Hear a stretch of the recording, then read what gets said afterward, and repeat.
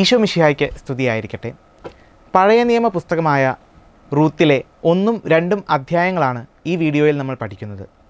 Ruth എന്ന പുസ്തകത്തെപ്പറ്റി പറയുകയാണെങ്കിൽ, Israel ജനത്തിൻ്റെ സാമൂഹിക പരിസ്ഥിതിയിൽ ഒരു വിജാതീയ സ്ത്രീയായ റൂത്തിൻ്റെ പേരിൽ ഒരു പുസ്തകം അറിയപ്പെടുക എന്ന് പറയുന്നത് വളരെ അസാധാരണമായൊരു കാര്യമാണ്. ദൈവത്തിൻ്റെ രക്ഷ സാർവത്രികമാണ് എന്നുള്ളൊരു സന്ദേശമാണ് ഇതിൽ നിന്ന് നമുക്ക് ലഭിക്കുന്നത്.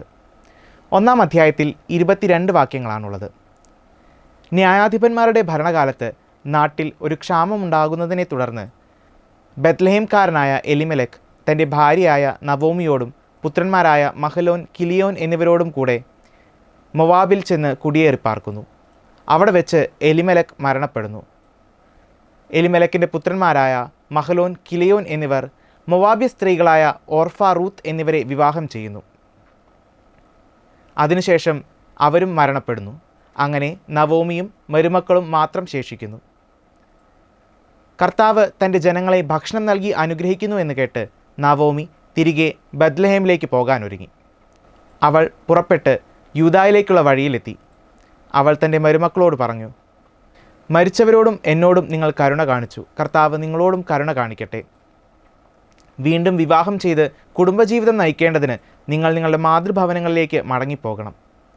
എന്നാൽ അവർ പറഞ്ഞു, അമ്മയുടെ ആളുകളുടെ അടുത്തേക്ക് ഞങ്ങളും വരുന്നു. നവോമി അവരോട് പറഞ്ഞു, നിങ്ങൾക്ക് വിവാഹം ചെയ്തു തരാൻ എനിക്കിനി പുത്രന്മാരില്ല.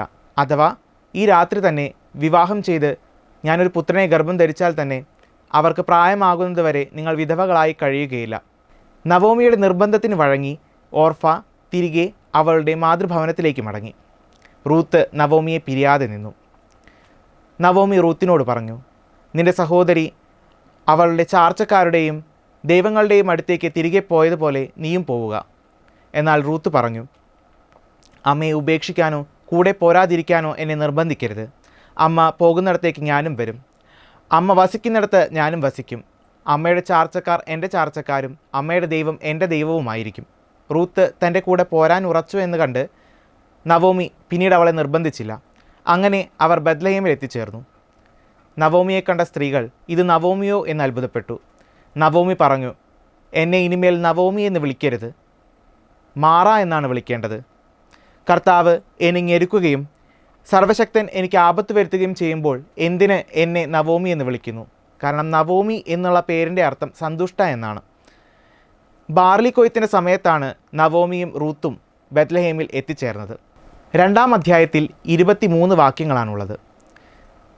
റൂത്ത് നവോമിയോട് ചോദിക്കുന്നു, തന്നെ അനുവദിക്കുന്നവരുടെ വയലിൽ കാലാ പെറുക്കാൻ ഞാൻ പോകട്ടെ? റൂത്ത് പോകാനായി അവൾക്ക് സമ്മതം നൽകുന്നു.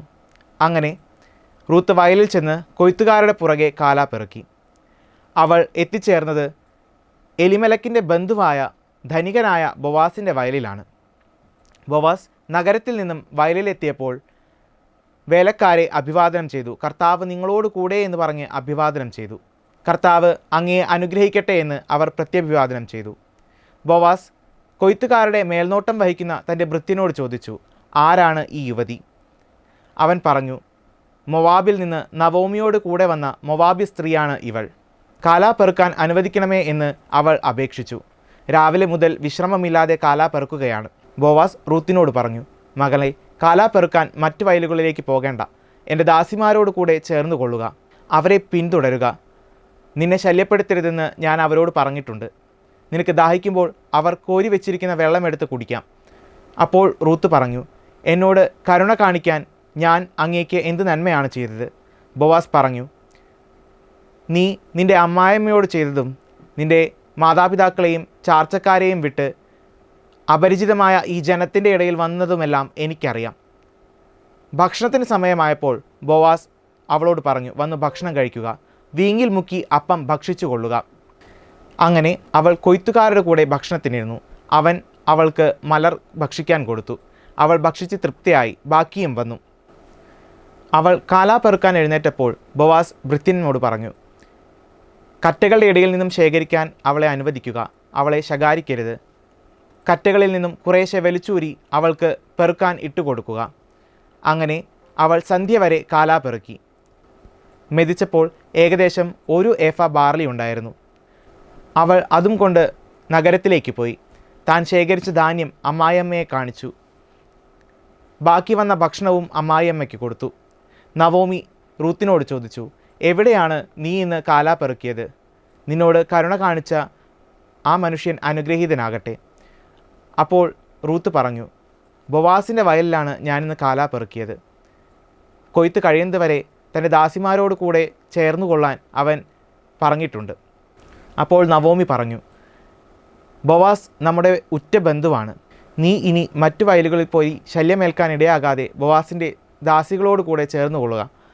അങ്ങനെ ബാർലിയുടെയും ഗോതമ്പിൻ്റെയും കൊയ്ത്ത് കഴിയുന്നതുവരെ റൂത്ത് നവോമിയോട് കൂടെ ജീവിച്ചു. ബോവാസിൻ്റെ വയലിൽ കാലാ പെറുക്കി. 1-ാം അധ്യായത്തിലെ ചോദ്യങ്ങൾ. ചോദ്യം 1. ആരുടെ ഭരണകാലത്താണ് നാട്ടിൽ ക്ഷാമമുണ്ടായത്? ഉത്തരം ന്യായാധിപന്മാരുടെ. ചോദ്യം 2. മൊവാബിൽ താമസമാക്കിയ എഫ്രാത്യർ ആരെല്ലാം? എലിമലെക്, ഭാര്യ നവോമി, പുത്രന്മാർ മഹ്ലോനും കിലിയോനും. ചോദ്യം 3. മൊവാബ് ദേശത്ത് കുടിയേറി പാർത്തത് ആര്? ഉത്തരം യൂദായിലെ ഒരു ബത്ലഹേംകാരൻ. ചോദ്യം 4. നവോമി ആരോടുകൂടെയാണ് മൊവാബിൽ നിന്ന് തിരികെ പോകാൻ ഒരുങ്ങിയത്? ഉത്തരം മരുമക്കളോടുകൂടെ. ചോദ്യം 5. നിങ്ങൾ മാതൃഭവനങ്ങളിലേക്ക് മടങ്ങിപ്പോകുവിൻ എന്ന് നവോമി മരുമക്കളോട് പറഞ്ഞതെപ്പോൾ? ഉത്തരം യൂദായിലേക്കുള്ള വഴിയിലെത്തിയപ്പോൾ. ചോദ്യം 6. നവോമിയെ ചുംബിച്ച് വിടവാങ്ങിയത് ആര്? ഉത്തരം ഓർഫ. ചോദ്യം 7. നവോമിയെ പിരിയാതെ നിന്നതാര്? ഉത്തരം റൂത്ത്. ചോദ്യം 8. ചാർച്ചക്കാരുടെയും ദേവന്മാരുടെയും അടുത്തേക്ക് മടങ്ങിപ്പോയത് ആര്? ഉത്തരം ഓർഫ. ചോദ്യം 9. അമ്മ മരിക്കുന്നിടത്ത് ഞാനും മരിച്ച് അടക്കപ്പെടും, ഇത് പറഞ്ഞത് ആര്? ഉത്തരം റൂത്ത്. ചോദ്യം 10. നവോമിയോട് കൂടെ പോരാനുറച്ചത് ആര്? ഉത്തരം റൂത്ത്. ചോദ്യം 11. നവോമിയും റൂത്തും ഏത് പട്ടണത്തിലാണ് എത്തിയത്? ഉത്തരം ബെത്ലഹേം. ചോദ്യം 12. നവോമിയെയും റൂത്തിനെയും കണ്ട് വിസ്മയിച്ചത് ആര്? ഉത്തരം പട്ടണം മുഴുവൻ. ചോദ്യം 13. ഇത് നവോമിയോ എന്ന് പരസ്പരം ചോദിച്ചത് ആര്? ഉത്തരം സ്ത്രീകൾ. ചോദ്യം 14. നവോമി എന്ന വാക്കിൻ്റെ അർത്ഥം? ഉത്തരം സന്തുഷ്ട. ചോദ്യം 15. തന്നെ എന്ത് പേര് വിളിക്കാനാണ് നവോമി പറഞ്ഞത്? ഉത്തരം മാറ. ചോദ്യം 16. നവോമിയോട് കഠിനമായി പ്രവർത്തിച്ചത് ആര്? ഉത്തരം സർവശക്തൻ. ചോദ്യം 17. നവോമിയെ ഞെരുക്കിയത് ആര്? ഉത്തരം കർത്താവ്. ചോദ്യം 18. നവോമിക്ക് ആപത്ത് വരുത്തിയത് ആര്? ഉത്തരം സർവശക്തൻ. ചോദ്യം 19. കർത്താവ് നവോമിയെ തിരിച്ചയച്ചത് എങ്ങനെ? ഉത്തരം ഒന്നും ഇല്ലാത്തവളായി. ചോദ്യം 20. എപ്പോഴാണ് നവോമി ബെത്ലഹേമിൽ എത്തിയത്? ഉത്തരം ബാർലി കൊയ്ത്ത് തുടങ്ങിയപ്പോൾ. അധ്യായം 2. ചോദ്യം 1. നവോമിയുടെ ഭർതൃകുടുംബത്തിൽപ്പെട്ട ധനികൻ്റെ പേര്? ഉത്തരം ബോവസ്. ചോദ്യം 2. ആരുടെ വയലിലാണ് റൂത്ത് കാലാ പെറുക്കാൻ എത്തിപ്പെട്ടത്? ഉത്തരം ബോവസിൻ്റെ. ചോദ്യം 3. റൂത്ത് എപ്രകാരമാണ് കാലാ പെറുക്കിയത്? ഉത്തരം കൊയ്ത്തുകാരുടെ പിറകെ. ചോദ്യം 4. ബോവസ് കൊയ്ത്തുകാരെ അഭിവാദനം ചെയ്തത് എന്തു പറഞ്ഞ്? ഉത്തരം കർത്താവ് നിങ്ങളോട് കൂടെ. കൊയ്ത്തുകാർ പ്രത്യഭിവാദനം ചെയ്ത് പറഞ്ഞതെന്ത്? ഉത്തരം കർത്താവ് അങ്ങയെ അനുഗ്രഹിക്കട്ടെ. ചോദ്യം 6. ബോവസ് ഭൃത്യനോട് ചോദിച്ചതെന്ത്? ഉത്തരം ആരാണ് ഈ യുവതി? ചോദ്യം 7. റൂത്ത് രാവിലെ മുതൽ എങ്ങനെ കാലാ പെറുക്കുന്നു എന്നാണ് ഭൃത്യന്മാർ പറഞ്ഞത്? ഉത്തരം വിശ്രമമില്ലാതെ. ചോദ്യം 8. റൂത്ത് സാഷ്ടാംഗം പ്രണമിച്ചത് ആരെ? ഉത്തരം ബോവസിനെ. ചോദ്യം 9. അപ്പം എങ്ങനെ ഭക്ഷിക്കാനാണ് ബോവാസ് പറഞ്ഞത്? ഉത്തരം വീഞ്ഞിൽ മുക്കി. ചോദ്യം 10. ബോവസ് റൂത്തിന് ഭക്ഷിക്കാൻ നൽകിയതെന്ത്? ഉത്തരം മലർ. ചോദ്യം 11.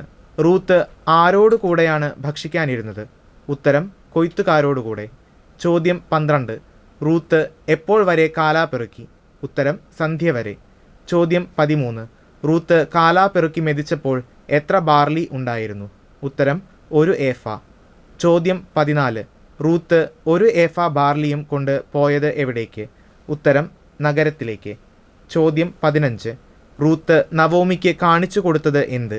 ഉത്തരം താൻ ശേഖരിച്ച ധാന്യം. ചോദ്യം 16. ബാക്കി വന്ന ആഹാരം റൂത്ത് നൽകിയത് ആർക്ക്? ഉത്തരം നവോമിക്ക്. ചോദ്യം 17. എപ്പോൾ വരെ വേലക്കാരോടുകൂടെ ഉണ്ടായിരിക്കണമെന്നാണ് ബോവസ് റൂത്തിനോട് പറഞ്ഞത്? ഉത്തരം കൊയ്ത്ത് മുഴുവൻ തീരുവോളം. ചോദ്യം 18. എപ്പോൾ വരെ റൂത്ത് ബോവസിൻ്റെ ദാസിമാരോടൊത്ത് കാലാപെറുക്കി? ഉത്തരം, ബാർലിയുടെയും ഗോതമ്പിൻ്റെയും വിളവെടുപ്പ് കഴിയുന്നതുവരെ.